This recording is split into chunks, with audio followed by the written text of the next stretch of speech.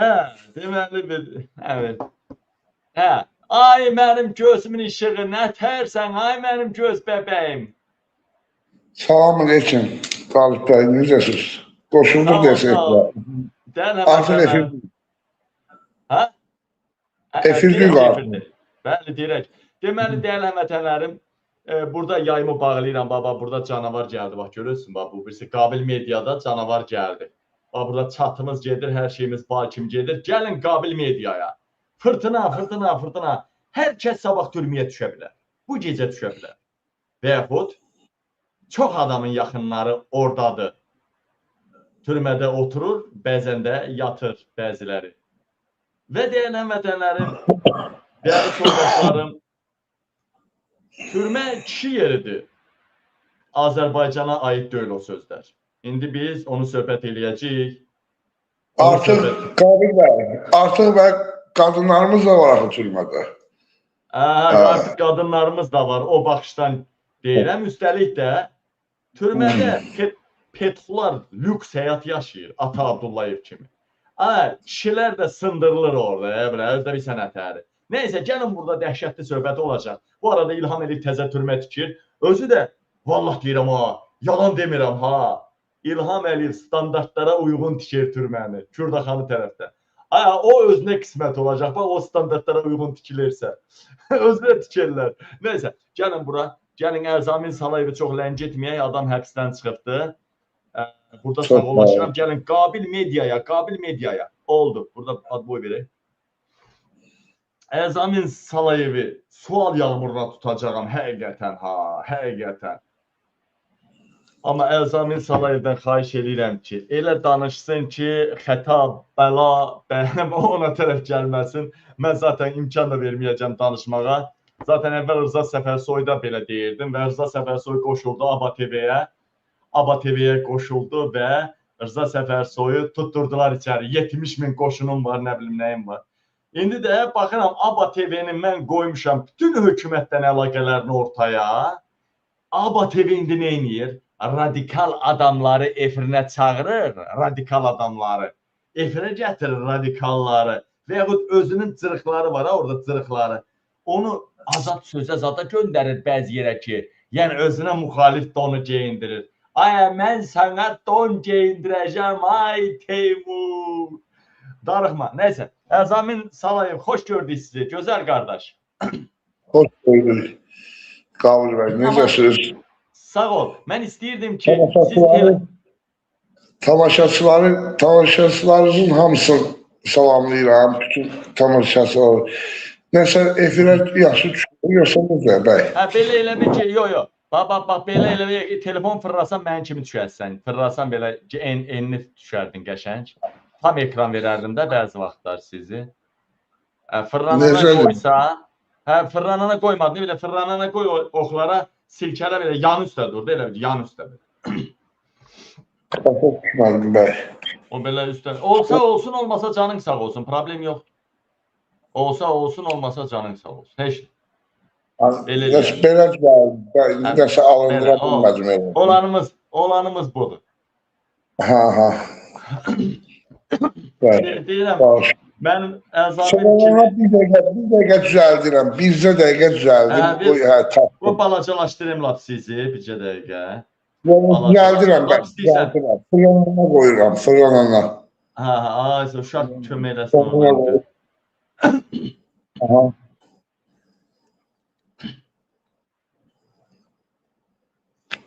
Fırlanana da elə bir söyləyəcəm efiri. Belə. Telefonu dikərtsin, üstündən çəkir, o fırlanan işarəyə qoyub, yan üstə tutur. Belə edirsən. 2 dəfə çəkir, o oxlar var ya, oxlar yumru, ekranı fırlayan. Onu basır, yaşıllaşır. Sonra yan üstə qoyur telefonu, yan üstə.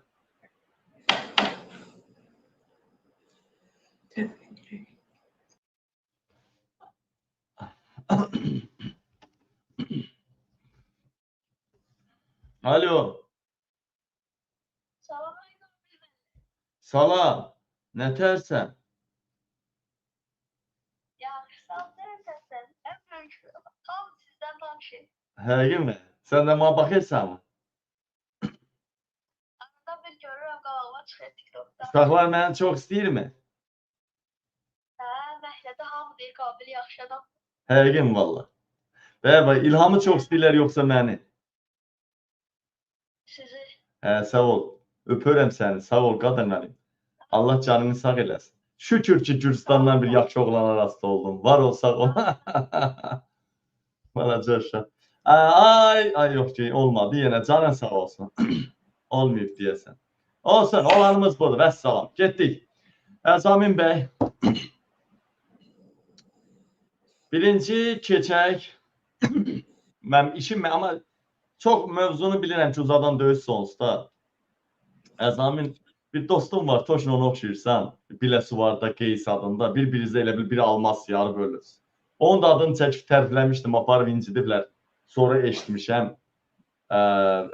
Bizim hərbiçi yoldaşım idi. Nəysə. Qardaşı, necə oldu birinci hələ düşdün? O polis saat çıxdı ortaya, aynən çəkişibsən, ay nə bilim, nə qaribsən, neysə. Ona mı görə getdin, girdin içəri, yoxsa başqa məsələ mi qoydular ortaya? Birinci qısaca onu bir deyib başa düşək biz. Qabil bəy, efirdə bütün qonaqları salamlayıram və bizə dəstək olan bütün media qrupların istər Azərbaycanda, istər Azərbaycandan kənarda olan bütün medianı, blogerləri hamısına öz təşəkkürümüzü bildiririk ki, bizi müdafiə edədilər və başda Əli Kərim olmaqla bütün siyasi məhbusların azad olmağın tələb edirik. İstər Azərbaycan prezidenti İlham Əliyevdən, istər bütün dünyadan. Bizim bu günləri ən çox ürək ağrıdır, siyasətdə ən çox ürəyə ağrıdır günümüz odur ki, bizim qadınlar 15'ə yaxın qadın, 9'u jurnalist, 6'sı möminlərin ailə yoldaşları gün həbsdədir.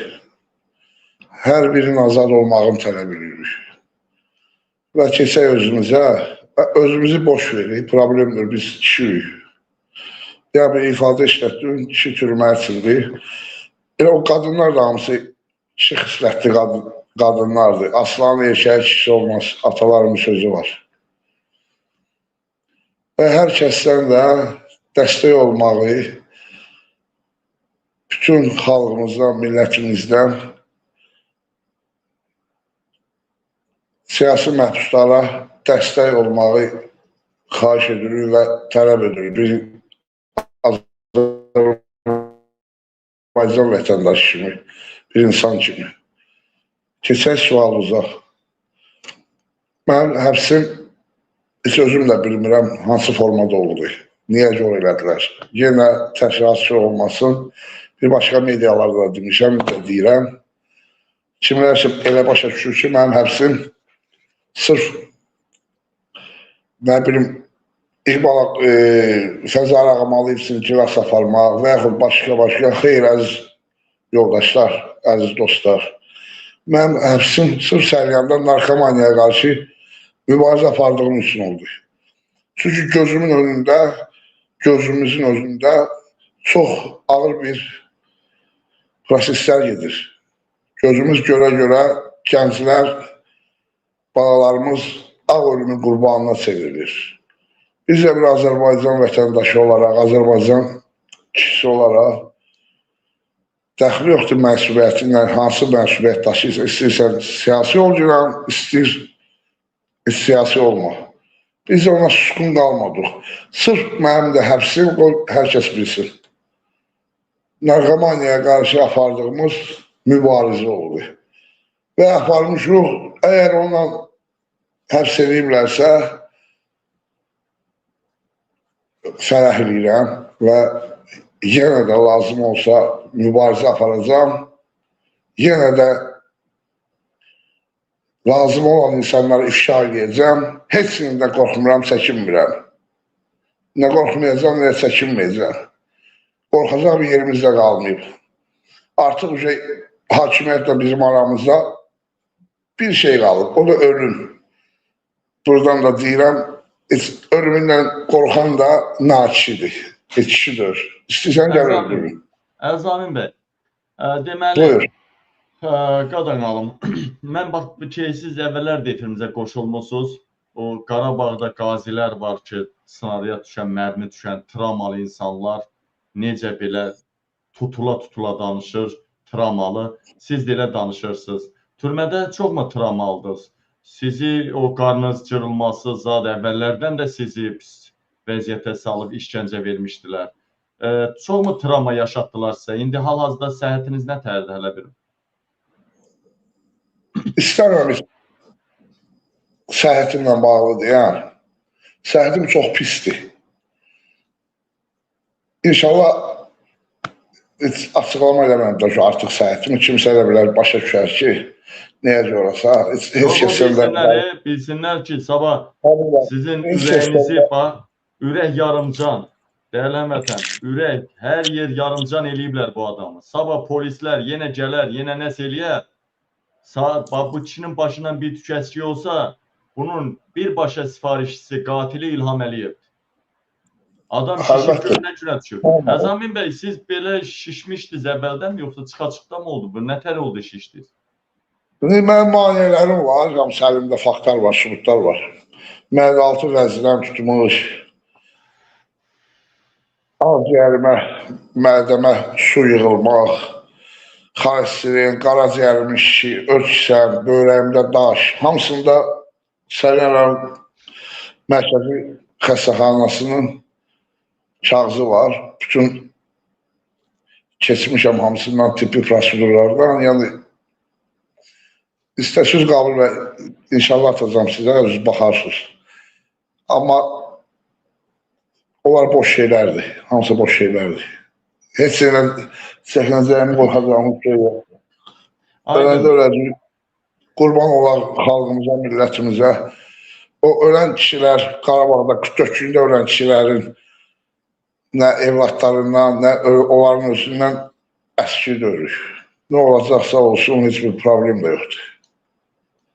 Əzamin bəy, deməli, aydındır. İnşallah şey olsa, dava dərman zadı nə də lazım olsa, deyərsən, başardığımız qədər qullu olur. Deməli, indi keçək türmənin içinə keçək.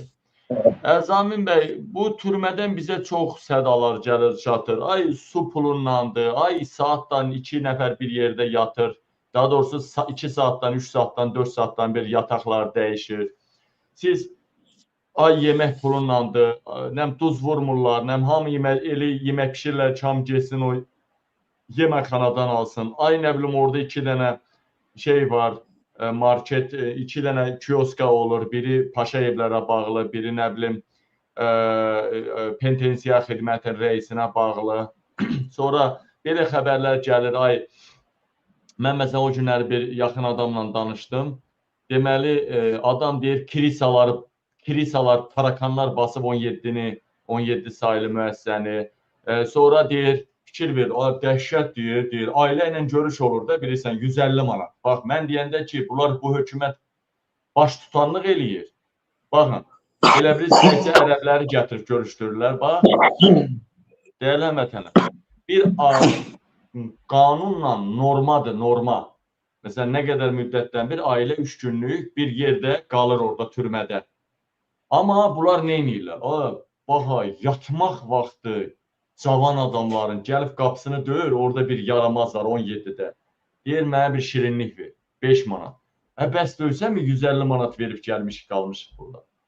Türmənin qapısında bahalı maşınla yanına gəlib gedənlərdən belə, hamısını. Biraz da istəyirəm ki, özüm arada bir sənin sözünü kəsəm ki, yorulmadan danışasan, az. Çünki bir nəfəsə danışıb yorul, tənci nəfəs olma. Buyur, bir danış görə içərdə nə var, nə yox. Yoxsa içərdə çöl kimidir mi? En az balaca Azərbaycan da içərdə. Eynən şeydir. Yox, Qabil bəy, su yat pulla deyil, kommunal xərc ümumiyyətlə sudur, qazdır, işıqdır, bunlar hamısı pulsuzdur. Amma onlardan başqa hər şey pullandır. 17 rəisindən düdür. O 17 rəisi 16-cı kolonda mənim rəisim olub. Şəfayət. Hə, Şəfayət. Orada mənə işgəncə də verib o. 11 mavini də var, orada Emin Əminəliyev. İndi bir də 10 mavinidir.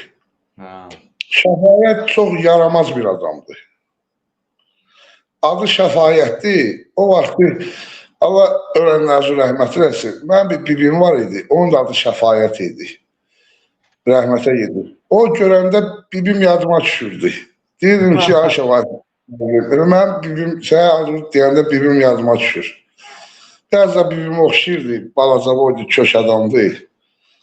Çox yaramaz adamdı. Mənə işgəncə də verib orada. Və orada mənə 44 gün olmuşam orada, ümumiyyətlə 16-cı kolonda. 44 günün 20 günün karşısında olmuş. Necə gəlir səsim? Gəlir, qəşəng gəlir. Buyur. Arada bir tutuldu, narahat olma. Arada bir tutuldu, narahat olma. Ha. Orada da 44 gün mən olmuşam, 45 gün olmuşam. Onun da 20 günün 16-cı kolonda o vaxtı 2020-ci ildə. Həbs olmuşam karşısında. Ha, o 17-ci kolonda hədsiz dəhşətli dərəcədə bizə məlumat olur. Çoxdur orada dindarlar. Bildiyiniz kimi Tofiq bəy də oradadır, Elxan bəy də oradadır. Elxan bəyin orada, Elxan bəydən artıq neçə gündür mən çıxandan məlumat alır, ürək anji olunmalıdır 2 günə, 3 günə, ürəyi vəziyyəti ağırdır Elxan bəyin. Yəni bu tamaşaçılarımız bilsin, Elxan Əliyev Azərbaycan Xalq Rəhbərinin təşkilat komitəsi mavinidir. Vəziyyəti çox ağırdır, ürək 2 dəfə, 3 dəfə paraliz keçirdi. Vəziyyəti yaxşıdır Elxan Əliyevin. İndi bu dəqiqə 2 saat bundan qabaq ailəsi ilə əlaqə saxlamışıq. Çox kritikdir vəziyyəti. Baxmırlar. Həbsxanalar günləri dəhşətli dərəcədə. O İlxanı niyə öldürürlər içəridə, o tozlu balasını? O, axı ölsə İlhamın belindədir, buraxın cəmaat evinə də. Nəysə, buyurun. Ümumiyyətlə, Azərbaycan həbsxanalarında tibb proseduru çox bərbad gündədir. Yəni, elə bir qalıb 60-cı ildə, türmənin 60-cı, 70-ci illərində qalıb, o vəziyyətdədir. Dərman çatışmamazlığı, satılır dərmanlar, gəlmir həbsxanaya, türməyə dərmanlar. 3-4 yerdən satılır dərman, bir abıtı gündədir. O üçün də Elxan, neyəcə Elxan? Təsəvvürüzə gətirir, Elxan bizim Azərbaycan Xalq Rəhbərinin üzvüdür, ictimai tərəfindən tanınır, bütün medialar, tez-tez medialarda, sosial şəbəkələrdə dəstək olunur. Görün, adi vətəndaşların başına bunların oyunlar gətirirlər. O üçün də təsəvvürüzə gətirir Qabil bəy. Yəni, bugün Azərbaycan həbsxanalarında hər bir insan, yəni diri birdən ölüdür. Yəni, insanın başına nə iş gəlir? Başı ümumiyyətlə, günün orta 2-dən sonra həkim olmur orada. Həkim tapa bilmərsən. Bir dənə Felşerin ümidinə qalıb, o da Felşer kimi tustaqdır. Bir dənə balaca çamadan var, salır bura, tustaq, adı tustaq. 2-dən sonra həbsxanalarda bir dənə həkim tapa bilmərsən. Bərbad gündədir. Şəkər xəstələrinə dərman vermirlər. Ondan sonra spid xəstələrinə dərman tapılmır. Bərbad gündədir. Bütün həbsxanalar belədir. Bu vəziyyətdədir. Türmədə nə qədər adam var idi ümumi? Nə qədər ölü çıxır orada ayda? Bax, bir siz bir söz ifadə işlətdiniz. Qoy orada deyim. Sıxılıqla bağlı. Məsələn ki, mən 11 sahili dedim. Orada 11 sahildə indi çıxanlar da baxır verir üzə, istəyən vaxtı məlumat ala bilərlər. Orada yer sıxılığı yox, yəni necə yox idi. Feydə 4 nəfərsə 4 nəfər yatırdı. Amma 15-ci kolonda, 17-ci kolonda, kolonların hamısında 11 bir genişdir. Pürüzdə baraklar, başqa baraklar açdılar. Nə bilim, televizyon kanalı barak elədilər. Çayxananı barak elədilər. Nə bilim də elə elədilər ki, cəmaət yerdə yatmasın. Qalan həbsxanalarda hamısında cəmaət yerdə yatır. Yerdə yatmaq da özü necə yatır, Qabil bəy? Yerin özündə də 4 nəfərli yerdə, 6 nəfər, 7 nəfər yerdə yatırlar. Yerdə də simenlə yatırlar. Bir də, çox üzr istəyirəm. Dəyərli həmvətənlərim, görün nə deyir ha? Deyir ki, biz burada bağırırıq, çığırırıq ha, bütün Avropaya ki, saatdan yatırlar, saatdan. Deməli, bunlar nə edir? Orada türmədə olan digər otaqlar var, adicə. Başqa otaqları da dustaq otağı eləyiblər ki, bir balaca, necə deyərlər, bu növbə ilə yatmaq olmasın. Yadınızda da 17-də bizə Mircəfəri beton üstündə yatızdırırlar. Yoldaşı çıxdı efirimizə, yadınızdadır mı? Beton üstündə yatızdırırlar. Buyur, buyur qadın. Tək 11-də deyir, bütün həbsxanalarda orada kafeylər, başqa yerləri barak eləyiblər. Amma yenə də çatmır. Çünki həbsxanalar artıq doludur. Bu amnistiya verildi, yenə də boşalmadı. Bəli, çox üzr istəyirəm. Dünyada bir Avropada yox, dünyada əhalisini, ərazisini nəzərə alaraq hər 100 min nəfərə nə qədər həbs. Biz ikinci yerdəyik. Nəzərə alsaq ki, hər 100 min nəfərə 29 nəfər. Evet, nəzərə alsaq ki, Rusiyada zadda o milyonlarla insan Türkiyədə, onların vətəndaşlığı yoxdur, onlar bizim vətəndaşdır. Yəni, gerçəkdən 10 milyon deyilik, reallıqda 7-6 milyonu yox. Biz dünyada birinciyik. Dünyada birinciyik. Ən çox adam başına düşən həbs sayına görə dünyada birinci yerdir. Buyur bəy. 100 min nəfərə 290 nəfər. Mən bilən elədir. Necə? 290 nəfər. 100 minə 290 nəfər. Almaniyada 60 nəfərdir. Almaniyada yoxsa 60. Normalda 60-50 nəfərdir. Normalda. Baxın ha, 290 nəfər. Hələ 290 nəfər sırf həbsdə olandır. Yəni o sırf günləri indi qazanalım. Qapalı həbsxanada olanların sayıdır. Mən belə bildim. İndi mən belə şey deyim də, siz 10 milyonla götürübsünüz. Axı biz 10 milyon deyilik. O Rusiyada olan milyonlar, Ukraynada olan yarım milyon, Türkiyədə olan bizim vətəndaşdır. Yəni biz reallıqda götürürsünüz. 26 min bir dəqiqə, 26-27 min həbsxanada məhbus var. Hələ bəlkə. Necə bəlkə? 26-27 min sırf həbsxanada bir dəqiqə cəza çəkmiş. O komendatura adı demirəm də, yəni o açıq tiplidə və yaxud qolbaqlar, onları demirəm. Sırf bir dəqiqə cəza çəkmiş, o dəhşətli rəqəmdir, 26 min, 27 min. Elə 100 minə 29 başlı düşür də, elə çıxır. 129 sürü. Mən indi bir şey deyim də, bəy, mən bunu digər İslah Əmək Uşaq Türməsi, Qadın Türməsi, digər türmələrdə var, DTX-nın saxlama yeri olar. Bunları nəzərə alanda mən 45 min duymuşdum. Yəni 45 min paylaşılmışdı. İndi ola bilər təkcə bu kişilər üçün bu penitensiya xidmətlər var, 17-dən neçə cəza çək, olardı. İndi baxın, əgər reallıqda başqa cəza çəkmə müəssisələrində olanların hamısı bir yerdə 40-45 minsə, 45 min, lap 35 minsə, bu nə deməkdir? Səs vermə hüququ olan 3 milyon yarım əhaliyə böləndə hər 100 minə 1000 nəfər düşür. Hər 100 minə 1000 nəfər düşür. Hər 100 minə. Buyurun. Bəy, ventilator da deyir, pulla keçirirdi. Mən elə dedi. 17-yə ventilator gətirin məsələn 100-200 manatdır. Sonra onu içəridə işlətmək də puldur. Amma hələ keçirmək içəri o da puldur. Eləmi? Ümumiyyətlə həbsxanada bizim pul olmayan bir şey yoxdur. Yalnız pul olmayan... Sana bir sual verin burada. Neçə faiz insanın heç nəyi yoxdur? Kasıflar nə edir kasıflar? Kasıflar nə edəcək? Yalnız o qidalar ki var, heç kimə lazım olmayan qidalar, yəni insan yiyəsi deyir də o. Onunla qidalanırlar. İndi mən olduğum valla gələ də qaydıram üstünə. İndi biraz orada fərq neydi? Orada uşaqlar köhnə uşaqlar, yani 11 sayda biraz ya Pervidədə orada biraz strog rejimdi. Ha, biraz bizə nisbətən başqa cür idi. Amma başqa həbsxanalardan bizə bəlalı sözlər gəlirdi. Yəni dəhşətli şeylər. İndi qara çörək var derlər. İndi onları biraz yığışdırırlar. O Avropanın təpkisi oldu. Bilirsiniz, o da ən çox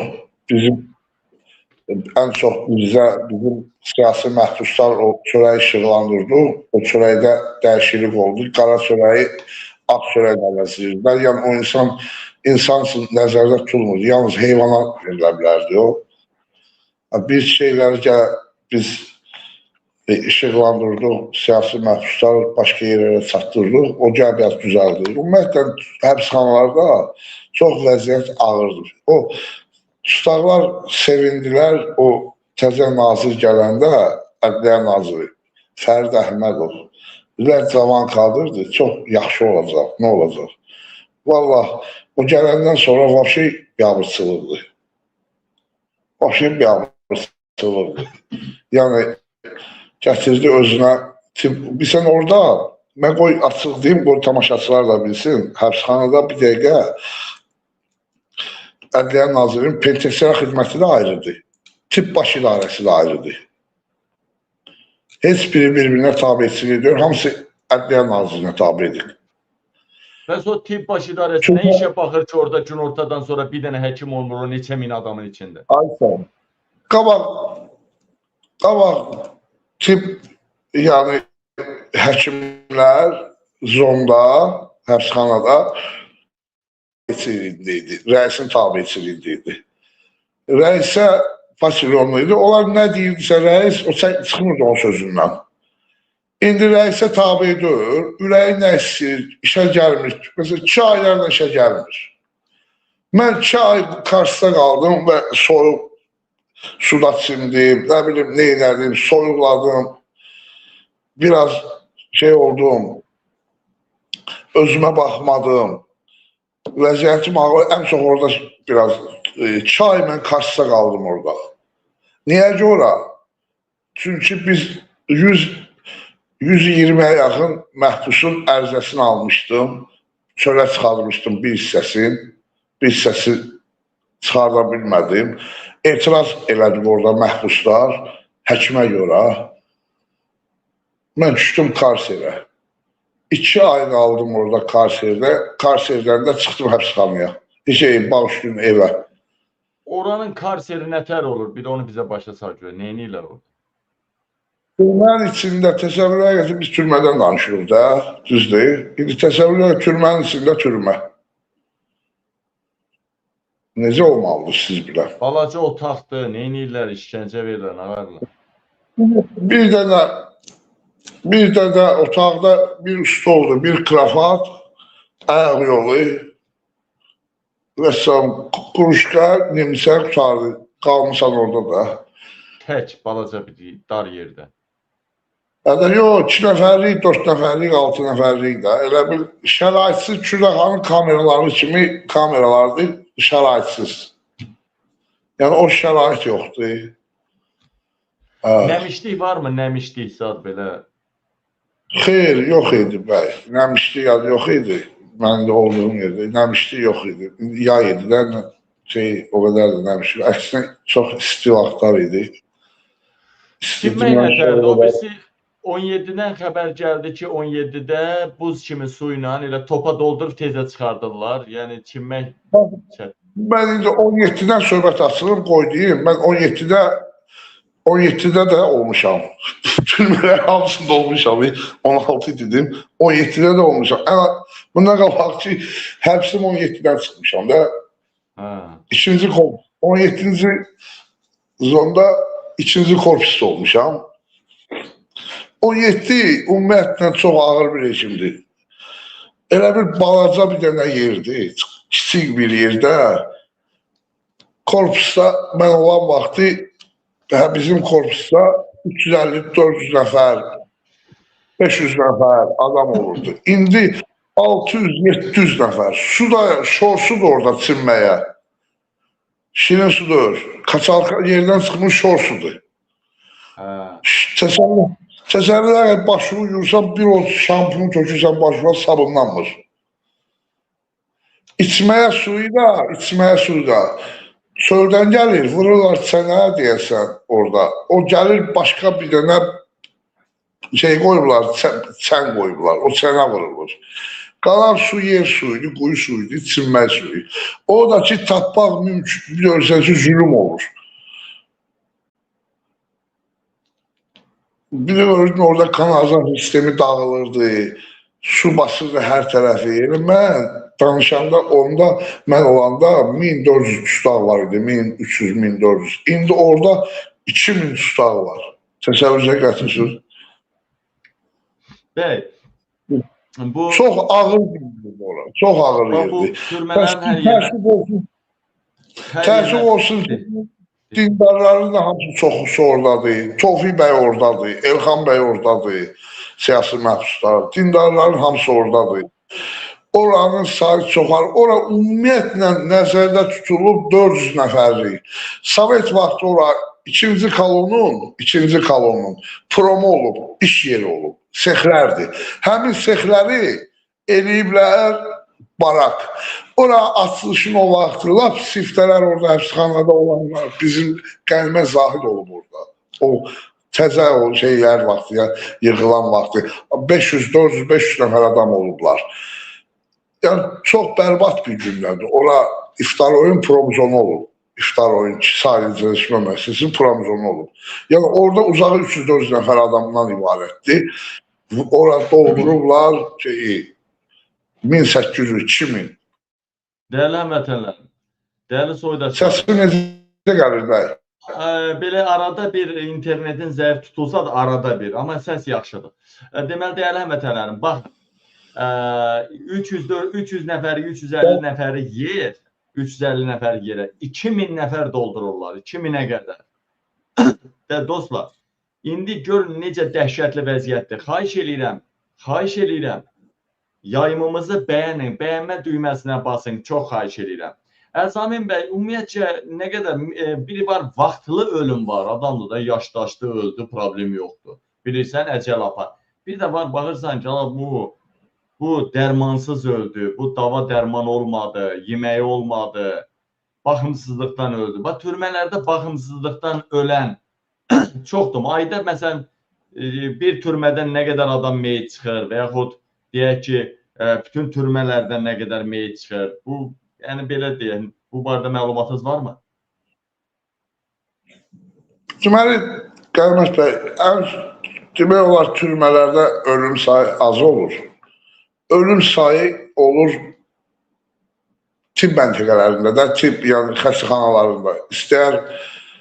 İstəyər tüb xəstəxanasında, istəyər sentralində. Orada ən çox orada olur. Mən də orada aclıq eləyən vaxtı orada olmuşam, sentralni balnisada, penitensiar xidmətin, yəni tibb balnisasında olmuşam. İndi adım biraz yadıma salanmıram.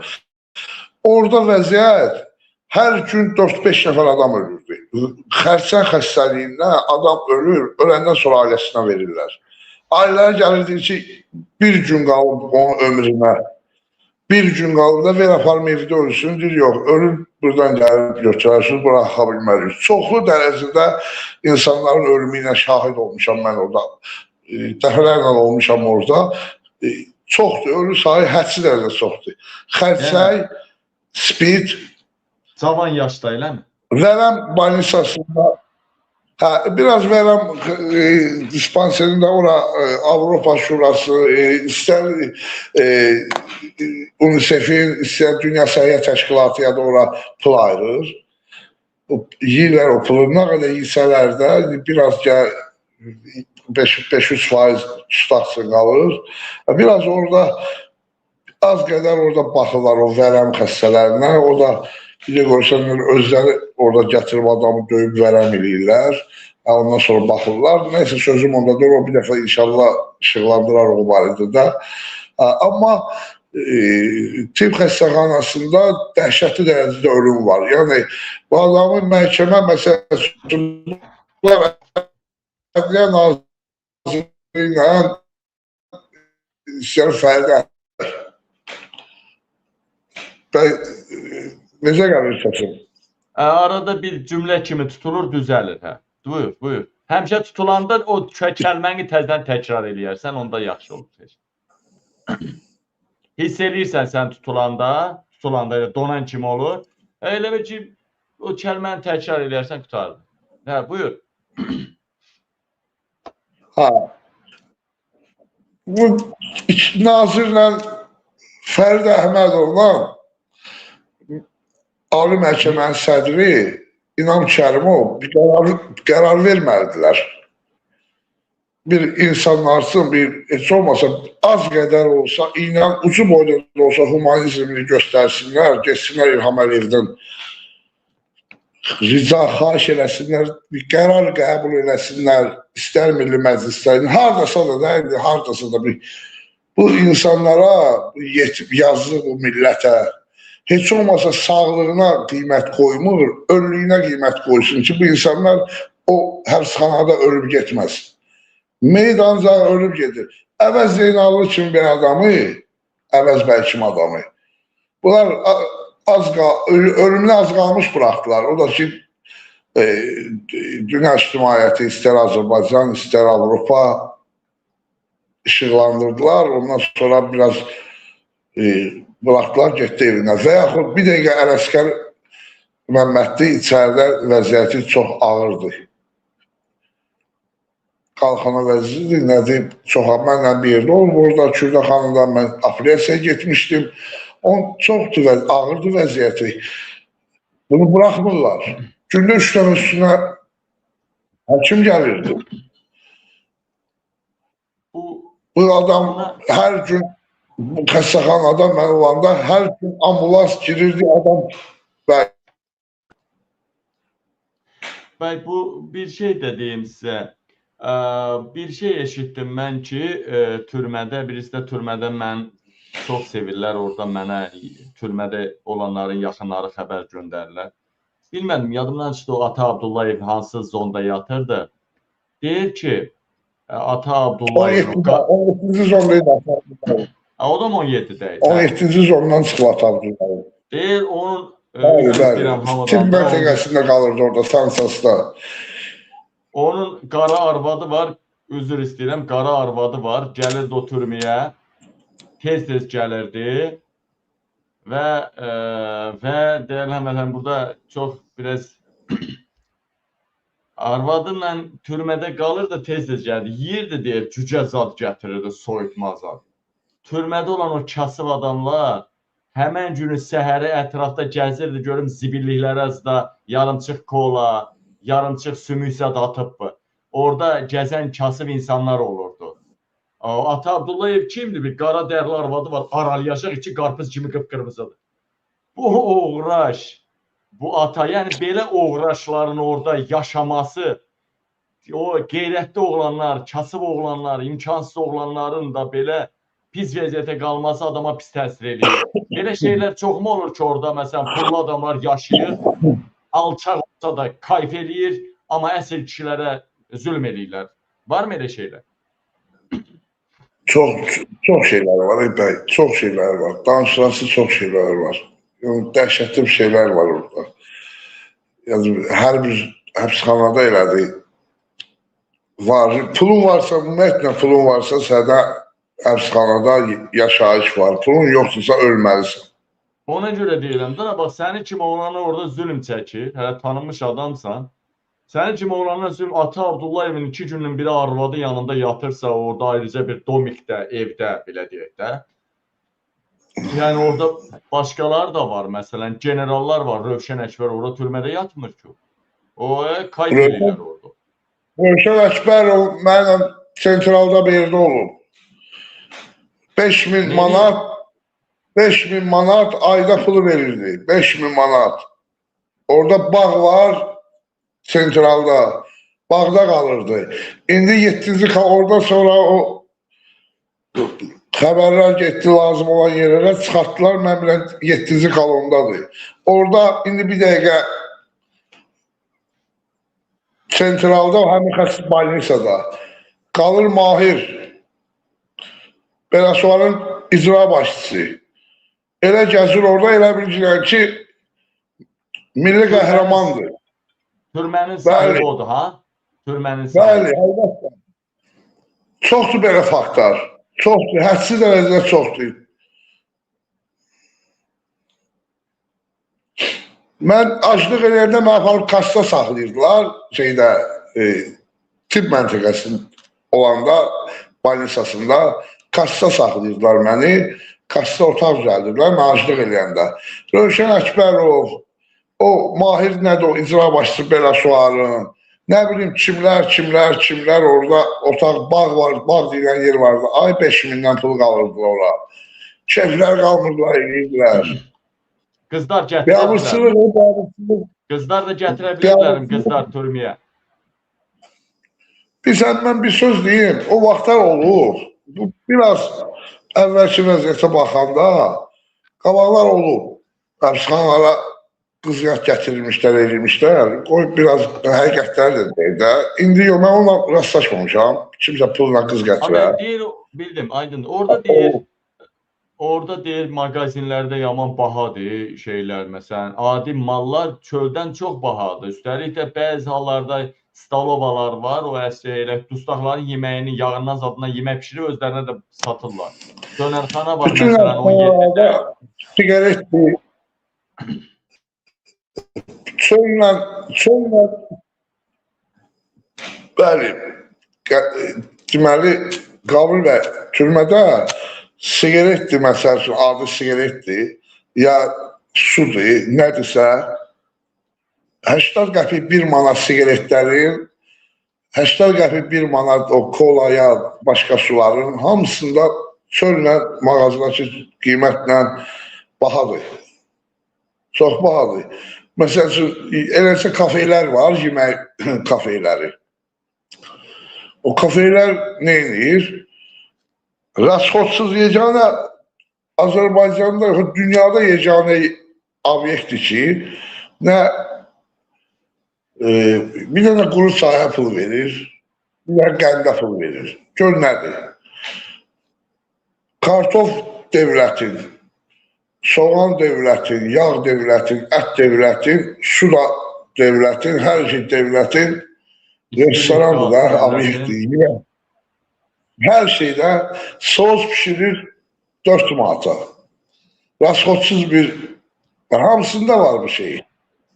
Kafeylər olmasa ayda gündə 150, 160, 200 nəfər adam çörək yiyir. Telefon pulla, nə bilim, 15 dəqiqəsi 1 manat. Kompüter, tutatdır qoyulub 25-30 lira. Bütün zonlar bu vəziyyətdədir. Yəni elə bir zon yox ki, belə olmasın. Deyir, görüntülü danışıq 20-30 manatdır. Görüntüsüz danışıq 5-10 manatdır şeydə 17-də.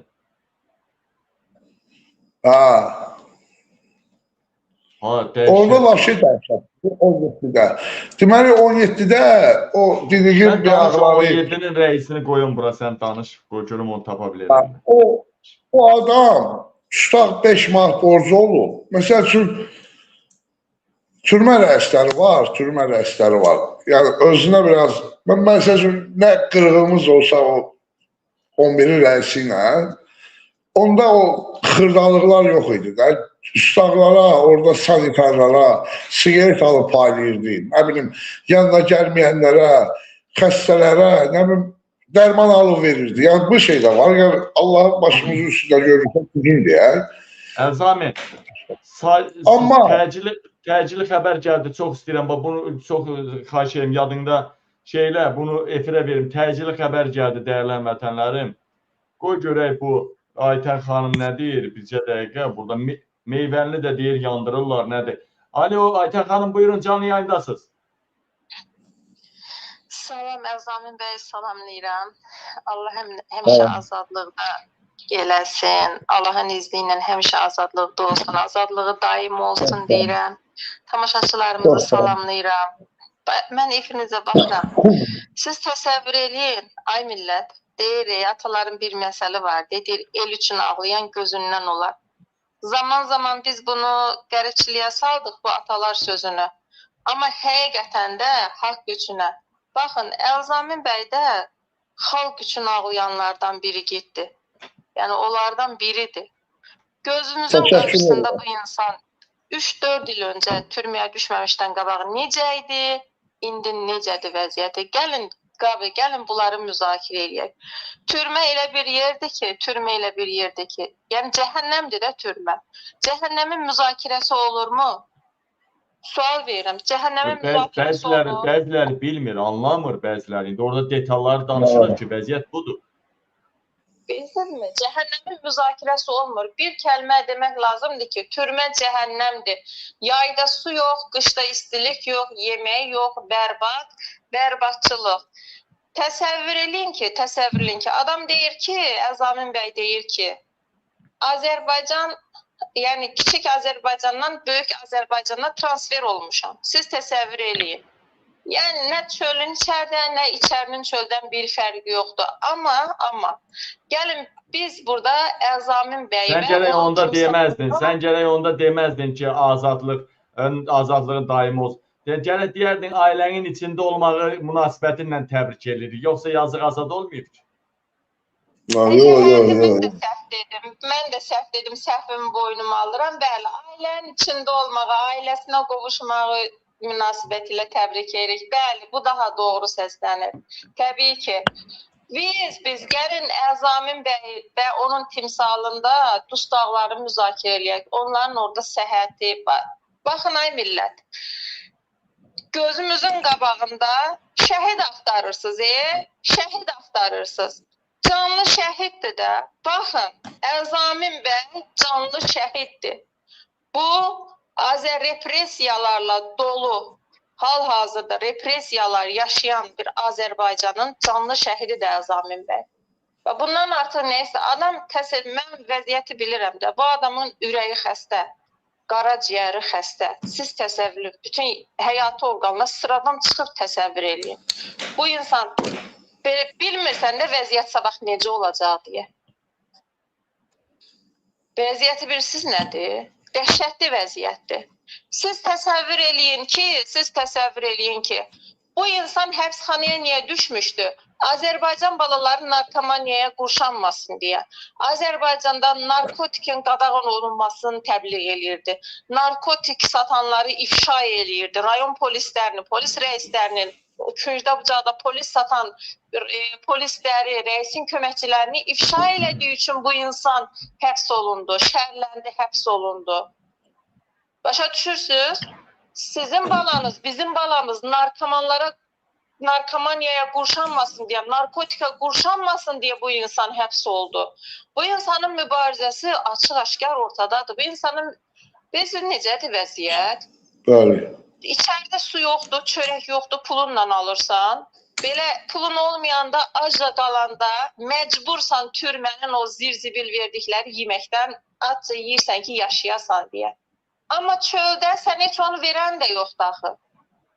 Çöldə sual verin də Elzamin bəyə, çıxıbsan bir həftədir evdəsən, bəlkə sənin qabağına pulla başa gəlməyən bir stəkan su qoyulmayıb. Çünki o pulu çöldə qazanmazsan. İndi siz sual verin Elzamin bəyə ki, Elzamin bəy, siz bu 4 il türmə həyatı yaşadınız və indi nə işlə məşğul olacaqsınız, hansı işin qulpundan tutacaqsınız, sizə devlət iş verəcəkmi, sizə hansısa bir işə təklif, hansısa bir məşğulluq idarəsi sizi işlə təmin eləyəcəkmi, ailədə siz ailəyə çörək qazana biləcəksizmi, ailə başçılığı vəzifəsini yerinə yetirə biləcəksizmi, sizin maliyyə durumunuz, sağlamlıq durumunuz buna yol verirmi?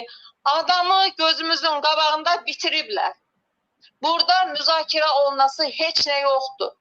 Bunun da birbaşa günahı İlham Əliyevdə və onun təyin elədiyi məmurlardadır.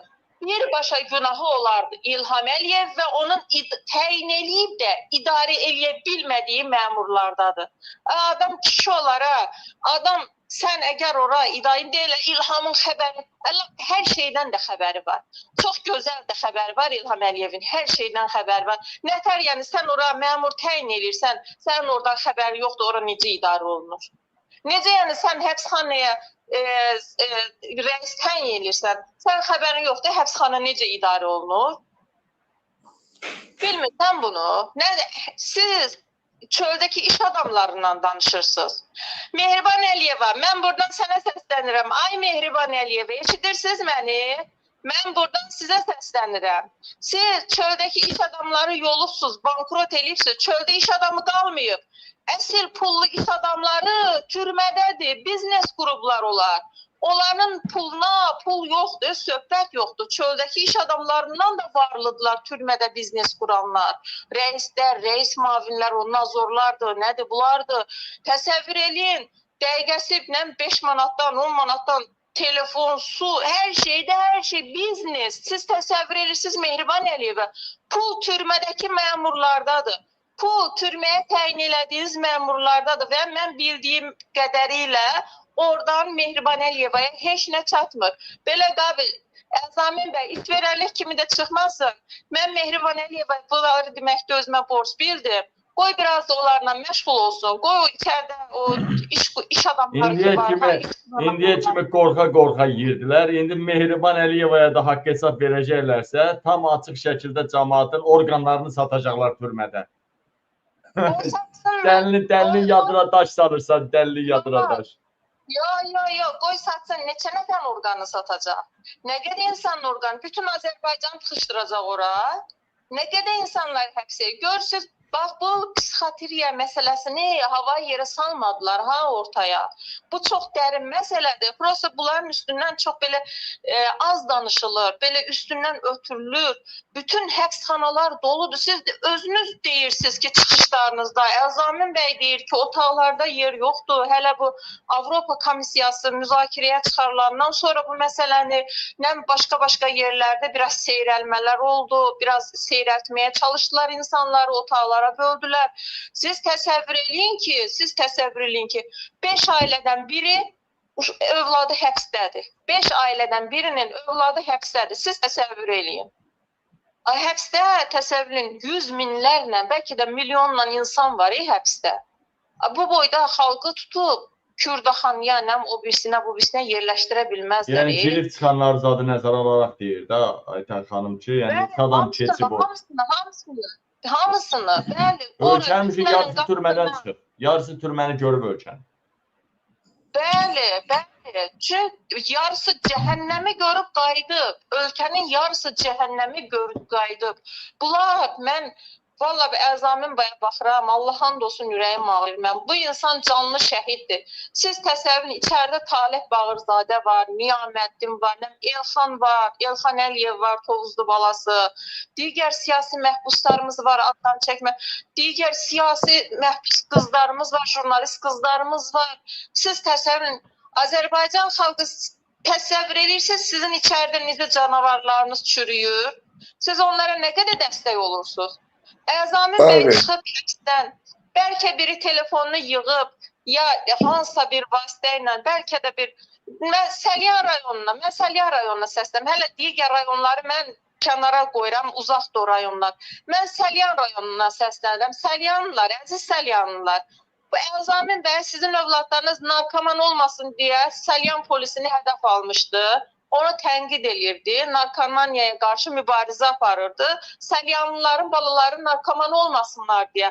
Buyurun, Əzamin bəy həbs müddətini başa vurub çıxıb azadlıqdadır, çöldədir, ailəsinə qovuşub, belə deyək. Hansı bir Səlyanlı qapısını döyüb Əzamin bəy, keçmiş olsun, nəyə ehtiyacım var dedi. Kim dedi? Qorxularından qapını açmırlar. Bax, türmədən çıxıb. Bu dəqiqə onun evində maddi problemləri yaşanır. Canında sağlıq problemləri yaşanır. Mən Əzamin bəy eşitmirəm, orada nəsə danışır, eşitmirəm onu. Sağlıq problemləri yaşanır. Hansı bir Səlyanlı gəlib deyir ki, qardaş, nə problemin var? Bunu onların deməyi borcudur. Bəli, siz təvazökar insansınız, siz deyəcəksiniz, lazım deyil, təşəkkür edirəm. Amma mən deyirəm ki, onların borcudur. Bəli. Onların ümumiyyətlə hər kəsin borcudur, hər bir siyasi məhbusa dəstək olmaq. Hər kəsin, çünki onlar cəhənnəmin düz ortasını, indi Azərbaycan kənarda yaşayanlar, çöldə yaşayanlar cəhənnəmin qırağında yaşayırlar. Elə ki, odun o sönmüş yeri var, ha, külün üstündə yaşayırlar. Amma türmədə yaşayanlar düz cəhənnəm alovun içində yaşayırlar. Onlara dəstək olmaq lazımdır. Onların sağlıq durumları ilə maraqlanmaq lazımdır. Ailə vəziyyətindən maraqlanmaq lazımdır. Kimin ki vaxtı bitib çıxıb çölə, onların yenidən şəxsi ilə maraqlanmaq lazımdır.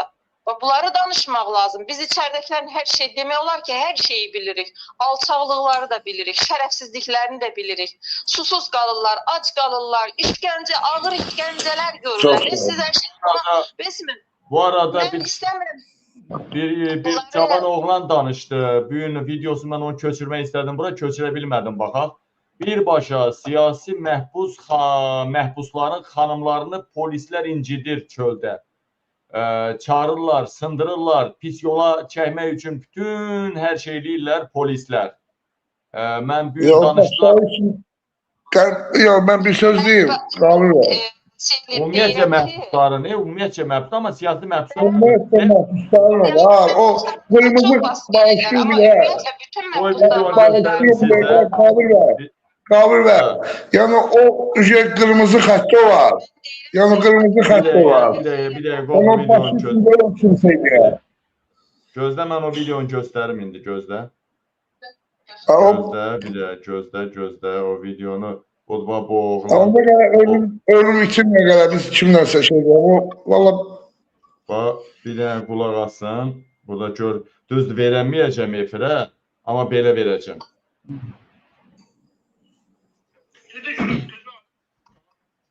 Sizə təcili bir məlumat vermək istəyirəm. Siyasi məhbuslarımızın xanımlarına... Bu, Avropada mübarizə aparan, səfirləmizə aksiyada olan oğlandır. Polis şöbələrində... Bağın. Salam əziz izləyicilərim, sizə təcili bir məlumat vermək istəyirəm. Siyasi məhbuslarımızın xanımlarına qarşı polis şöbələrində zorakılıq tətbiq olunur. Bunları polis şöbələrinə aparıb zorakılıq eləyirlər. Və bununla nəticəsində sərdə olan o qeyriyyətli kişilər, o mərd kişilər, xalqının, millətinin əziyyətini çəkən, haqqını tələb edən kişilər içəridə əziyyət çəkir və azğaç aksiyasına başlayıbdır. Mən buradan Azərbaycandakı bütün kişilərə... Yəni, ola bilər, indi kiməsə eləyiblər ki, səsi çıxıb da bəlkə. Buyurun. O farklı bir rastlaşmamışıq elə onunla bağlı. Bu siyasi fəalların ailələrinə baskılar eləyirdilər. İçəridə jurnalistlərə nə dedi nazorlar? Dedi ki, səni belləyərik. Nə qədər pis günə qoy. Olub olar. Amma indi bir dəqiqə kimisə... Qadın siyasi məhbuslara, jurnalistlərə əxlaqsız təkliflər eləyiblər. Təklif yox, yəni baskı eləyiblər ki, biz sizin başınıza bu oyunları gətirə bilərik biz. Bizim əlimizdədir hər şey. Sadəcə istədiyimiz vaxt bu da eləmirik. O da eləmirik, ona görə deyirlər ki, yəni qorxurlar da bu xarici baskıdan, Avropa Şurasından, Avropa Komissiyasından qorxurlar. Ən azından Qızıl Xaç gəlib orada rüşvət alsa da ən azından adı var Qızıl Xaçdan qorxurlar. Siz təsəvvür edin. Biz bunların hamısını bilirik. Türmədəki işgəncələri, cinayətləri bilirik, siz təsəvvür edin. Amma bir şey deyim mən sizə. Mənim hökumətdə yuxarıda bir adam var, mənə əlaqə saxlayır. O, bir dəfə mən elə bir ki, dedim ki, mənim yaxınlarımı incidiblər, sıraz mənə zəng elədi. Dedi ki, əvvəllər olubdu düzdür, baskılar, maskılar, amma ki, indi prezident göstəriş verib ki, indi haradan nə təsir eləyiblər bilmirəm. İlham Əliyev göstəriş verib ki, Avropada harada olur olsun, siyasi fəaliyyətlə məşğul olanların yaxınlarına, ailələrinə işgəncə verməyin, onlara yaxın getməyin. Yəni, belə deyək də, baskı eləməyin. Çünki Avropadan baskı oldu İlham Əliyevə, onun üçün o qərarı vermək məcburiyyətində qaldı. Sən tək adamsan, sənin bütün nəslin, kökün hamısı Azərbaycandadır. İşdən çıxarırlar, insanlar aç qalır, susuz qalır, səfeyil qalır, tüfeyli həyat yaşamağa məcbur olur, işsiz, gücsüz. Təsəvvürün müəllim, 1 saat dərsi olan müəllimi işdən çıxmaq təhlükəsi ilə üz-üzə qalır, siyasi fəaliyyətinə görə.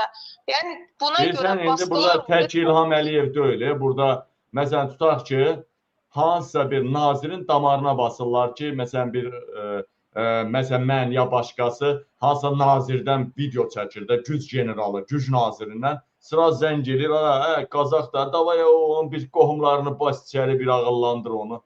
Tək indi bunu İlham Əliyev göstəriş verir Tofiq Yaqublu üçün, Zamin üçün, daha böyük tanınmış adamlar üçün, Əli Kərimli üçün. Amma digərləri var, o bir dənə post paylaşır cəbhəçi, davay onu sox içəri, onu ağıllandır, belə deyirlər, ya özünü ya... Bunlar eləyənlər, bu post paylaşanlar, bunlar rayon polislərdir. Mən bunu 100% bilirəm.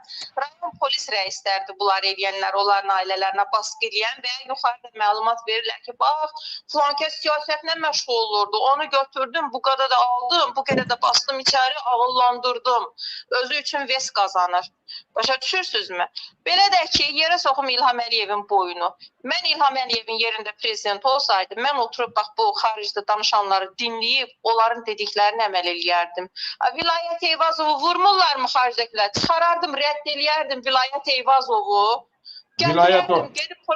Vilayət ona pul yığır, milyonlar onu rədd eləyərmi?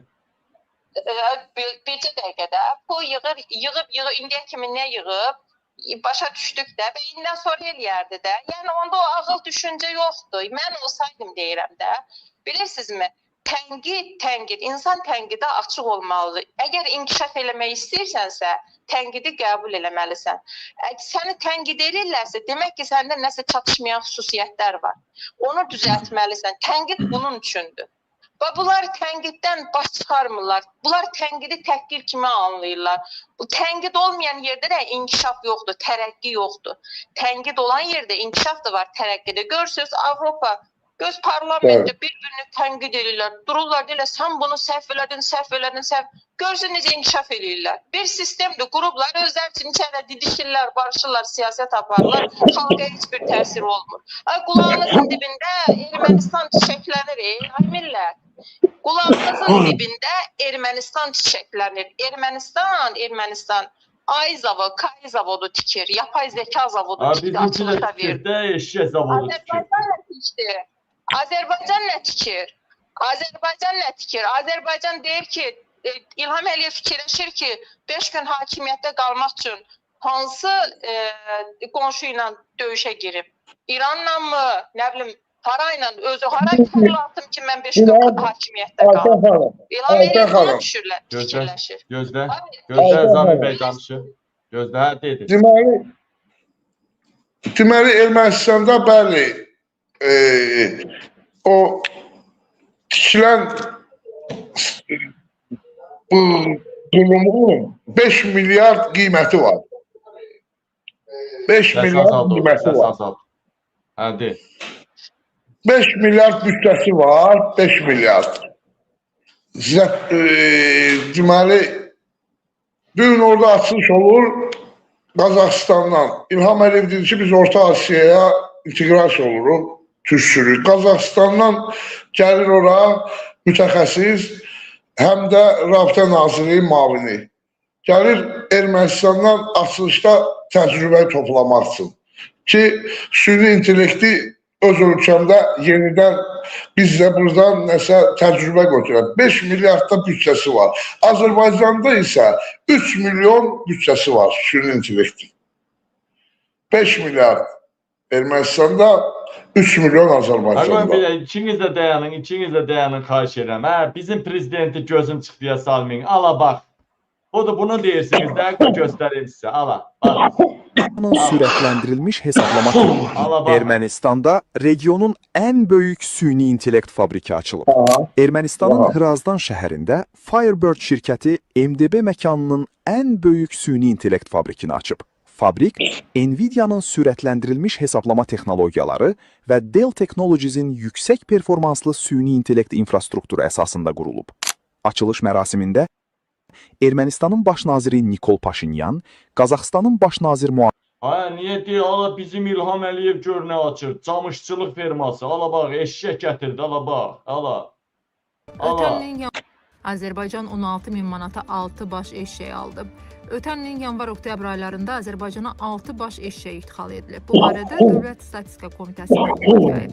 Qeyd olunub ki, idxal olunan eşşəklərə 15.980 manat xərclənib. Eşşək firması, 200-ə qədər eşşək firması var. südlərini satırlar, litrini 200 manada.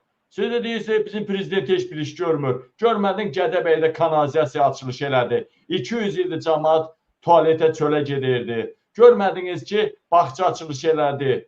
Nə istəyirsiniz bu ağıllı astanovka açılış elədi bu ağılsız dediyiniz hökumət? Ayten xanımın üzünü hesab edən sözü kəsdim. Hə? Nətər ayəri Camin? Ayten xanım üzünü hesab eləsin sözü kəsdiyimə görə. Buyurun. Buyur, de görüm nə sən de qutar mən indi Zaminlə davam elətdirim efiri. De nədir? Nə narazılığın var bu cənab prezidentə? Sizin cənab prezidentinizdən narazılığım odur ki, ölkələr sürətlə inkişaf edir, texnologiya inkişaf edir. Azərbaycanda o qədər savadlı insanlar var ki, zəkalı insanlar var ki, amma bu insanların inkişafına maddiyyat ayrılmır. Azərbaycan hal-hazırda inkişaf etmiş ölkələr sırasında deyil. Hal-hazırda Ermənistan inkişaf etmiş ölkələr sırasındadır. Balaca Gürcüstan inkişaf etmiş ölkələr sırasında deyil. Azərbaycan batan ölkələr sırasındadır, əzizlərim. Bu boyda neftimiz, qazımız da var, özü batırır. Azərbaycan batan ölkələr sırasındadır. İnkişaf etməkdə olan ölkənin siyasi məhbusu olmur. İnkişaf etməkdə ölkənin əhalisi aclıqla mübarizə aparmır.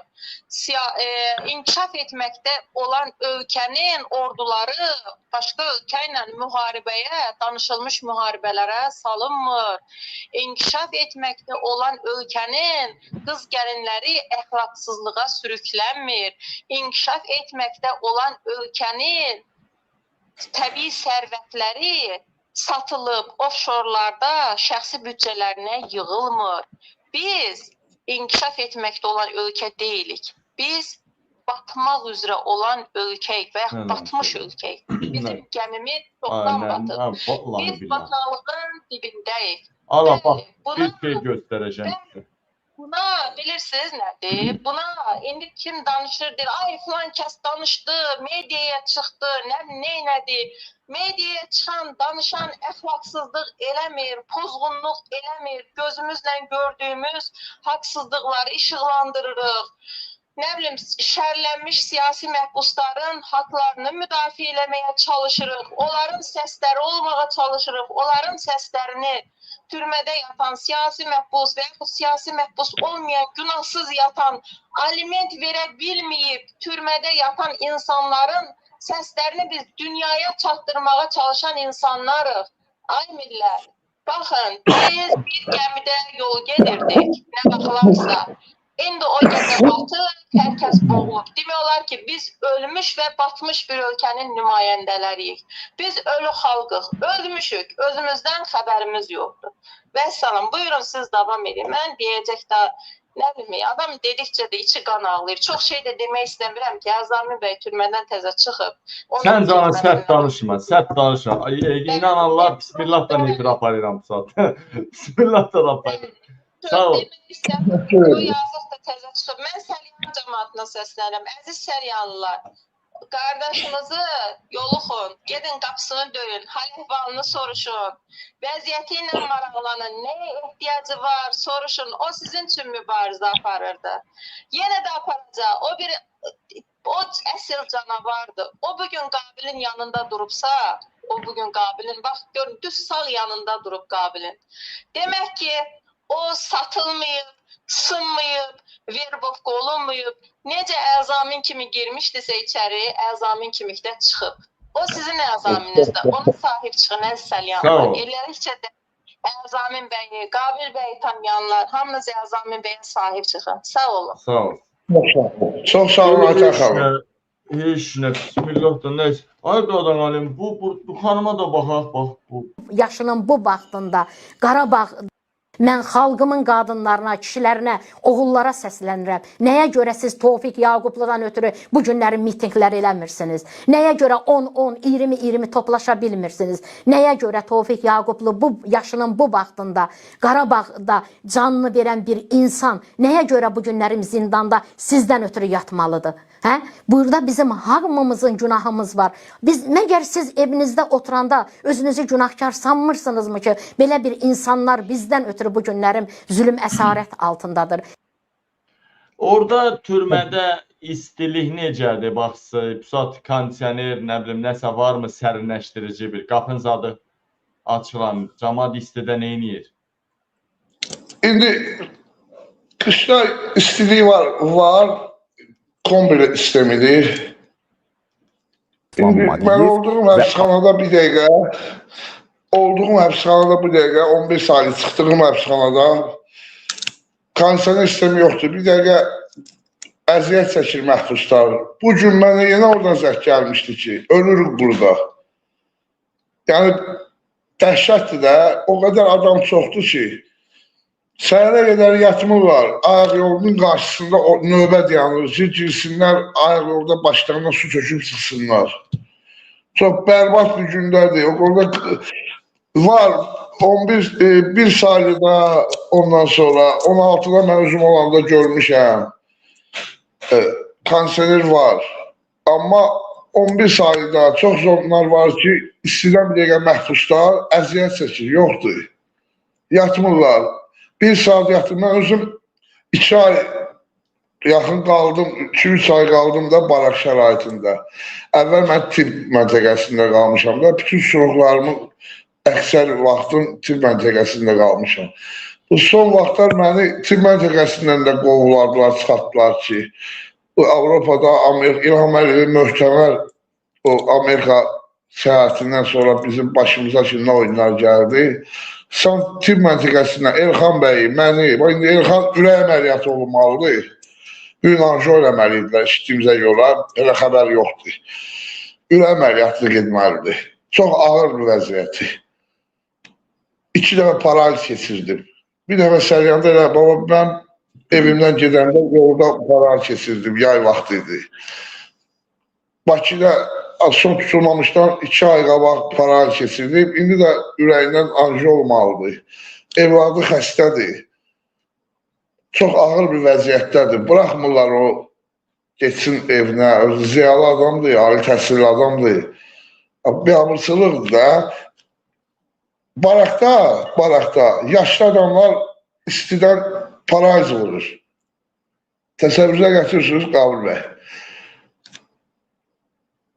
Nə qədər insan istəyər dözməyib paraliz vurur. Dünyası dəyişən olur. Günün 42 dərəcə istisi, əlini divara vurursan, divardan ot yağır. Gün qızdırır, Sovet İmperiyası vaxtından qalmış həbsxanalardır. İndi bəlkə o həbsxanalar başqa ölkələrdə hamısı sökülüb, yenisi ilə əvəz olunub. Azərbaycanda yenə də o Sovet İmperiyasından qalmış həbsxanalar həmin özə üsulla, eyni üsulla da idarə olunur. Yəni keçmiş üsulla da idarə olunur. Yeri gəlsətində Türkiyə üsuludur, Türkiyə artıq Avropa həbsxanalarına doğru gedir, oradakı üsulla doğru gedir, müasir türmələr və yaxud nələ. Düzdür, Azərbaycanda ümumiyyətlə zavod fabrik tikilmir, ancaq türmələr tikilir. Artıq 18 dənə türmə var, zon. 8-ə yaxın izolyator var. Yəni, Kürdəxanı kimi izolyator var. Onun içində kilitli olmaq şərti ilə. Yəni, bir abırsılıqdır. Daha denən 26 türmə var da. Bəli, 26 türmə var da. Yəni, 18 zondur. Ondan qalanı 26 türmə.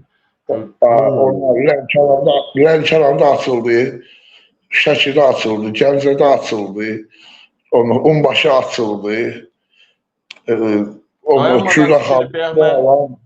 Mən söhbət edirdim, deyir, özlərinə qismət olsun, təzə müasir türmələr tikirlər. İndi aldığımız məlumata görə Qaradağda çox adam elə bilir Kürdəxanda tikilir, yox. Qaradağda dağın arasında böyük türmə tikilir, 50 min adam tutarsı türmə. Türkiyə texnologiyası gəlib ora, Türkiyə stili gəlib, o formada Fərid Əhmədov getdi, 2 aya yaxın Türkiyədə öyrəndi, kurs elədi ki, insanları necə saxlamaq olar, gətirsin ora. İndi də gətirib 50 min civarı adam tutulası bir türmə tikəcəklər Qaradağda. Deməli, bayaqlar mən Aytən xanımı ilə qoşdum, düzdür, orada mənə bir videoda atmışdı ki, meyvəli bazarı qəsdən yandırıblar. Qoy ora bir baxın, bir dəqiqə deyil həmvətənə. Bu meyvəli bazarı niyə yandırıblar? Qoy baxın. Açın, görün, günüz yanıb gecə. Ağza meyvəli bazarda dəhşətli yanğın. Yəni, dəhşətli yanğın meyvəli bazarda. Ağza axşama yaxın, yəqin sosial şəbəkələrdə paylaşıb, ağza axşama yaxın. Deməli, Ərzamin bəy çox yormayacağım. Bir balaca, yavaş-yavaş yekunlaşdıracağım.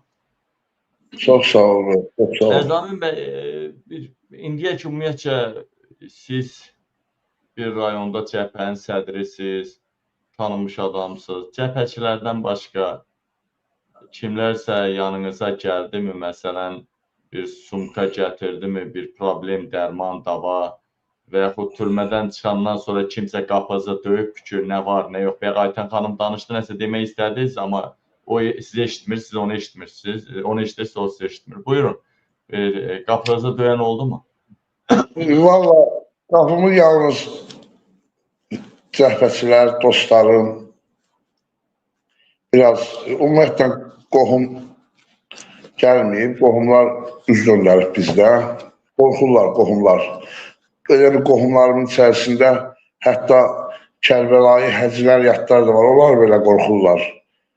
Onların da vaxt gələr, dini formada başa salarıq ki, biz oxuduğumuz Quranda, hədislərdə, Allah bizi deyib axı sizə ki, ən birinci ibadət haqqı deyib, haqqın yanında olmaqdır. Niyə çəkinirsiniz, qorxun? Mənə heç kimin, valla, nə sumkası lazımdır, ay Qabil bəy, heç nəyi lazımdır. Sadəcə olaraq, heç olmasa bir zəng deyilib, nəsə danışmaq olar, təbrik eləmək olar, dərdləşmək olar ki, artıq 50 yaşımızı keçmişik. Sabahlar indi Əli Kərimi gəlib hökumətin başına gəlsə, siz səlyan icra başlaya, deyək bir, hansısa bir nazirlikdə bir böyük postda oturanda o qədər qohum çıxacaq. Ay, körpüdə cütləşən, körpüdə daldala dəyən. Onda deyəcəksən ki, ay, mən haradaydın? Əli Kərimi hakimiyyətə gəlsən, mən posta lazımdır. Mən sadəcə öz əlimi qaldırıb keçəcəm, öz kasıbçılığımı eləyəcəm. Qoy, hər kəs bilsin. Allaha kimi heç nə istəmirəm. Heç nə. Allahdan bir dənə xalqımı, millətimə... Nə danışırsan? Qorqoduqan verəcəksən bu meydanı. Sizə o işgəncə verən nazorları yığmaq lazımdır bir yerə, sizi də qoymaq lazımdır onların başına bir müddət. Bir aylıq. Bugün Azərbaycan səryanı idarə edici səryanlılar var, səryan gəncləri var ki, Avropada çöllükdə, biyabanlıqda qalıblar. Məsəl üçün də, deyək, qəribçilikdədirlər. Doğru dillə deyirəm. Bugün ziyalılar var, elm adamları var, gənclərdən söhbət gedir. Biz idarə etməni, hər şeyi onlara həvalə edəcək. Keçək digər məsələyə verdiyi suala. Bəli, Səryan cəmaatı dəyər verən xalqdır.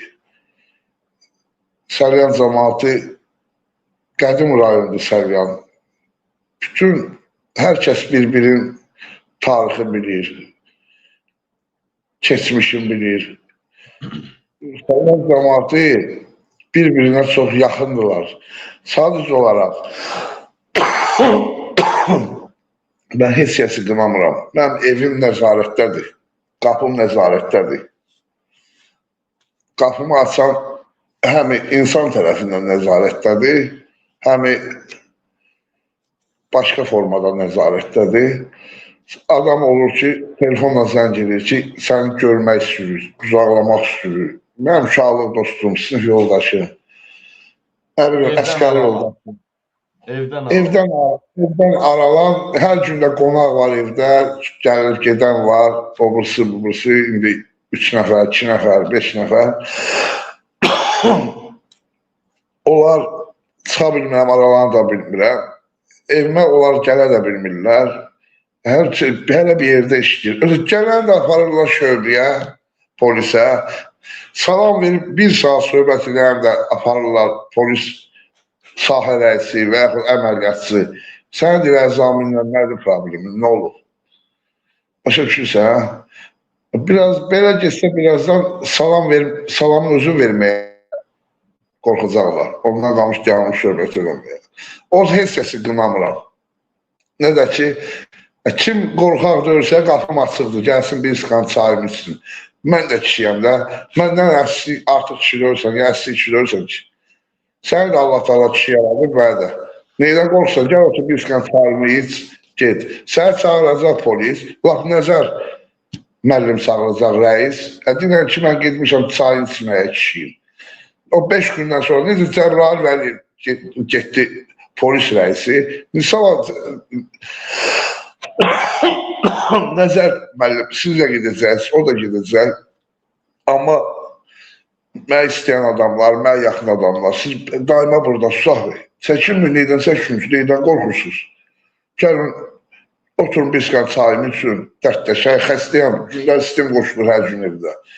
Bir 10 dəqiqə heç olmasa, Allah neçə dəfə sistemini çıxartmışam, həkimlərin, bağışlama, qonaqlarla oturmuşam ki, şeydir. İndi evdəkilər hamısı tibb işçilərdir, uşaqlar, sağ olsunlar. Bütün hamısını onları örtəliyə götürüblər özləri. Belə vəziyyətliyəm, Nabil bəy. Əzam bəy, çox yormaq istəmirəm, o da buradasın, bir balaca sağalın. Biraz da ağlayıram, çox ağlayıram. Allah şəfa versin, Allah şəfa versin və sağalın, tez-tez qısa yayımlar eləyərik inşallah. Var ol, sağ ol qalan. Mən biraz evdə davam elətdirəcəm də, siz sağ olun, var olun qalan. Bir söz deyim, mediaların əksəriyyətindən müsahibə vermişəm. Bir-iki medialar var ki, narahat olurlar, müsahibə vermədi medialara. Biraz incirlər, başa düşsünlər ki, xəstəliyim var. Əziyyət çəkirəm. Narahatam. Özdə mən məsləhət olan medialara müsahibə verirəm. Yəni bizi istəyən, bizi dəstəkləyən, bir sifəti olan medialar, yəni gündə bir söz danışan media lazım görür bizə. Sağ olun, təşəkkür edirəm. Sağ ol, var ol. Çox sağ ol. Allah şəfa versin. Var ol, çox sağ ol. Dəyərli vətənlərim, dəyərli soydaşlarım, Əzamin Salayev canavar idi efirimizdə. Şükür Allaha deməzdim azadlıq. Buna deyim, sadəcə ailəsinin içindədir deyə bir balaca şad oluruq.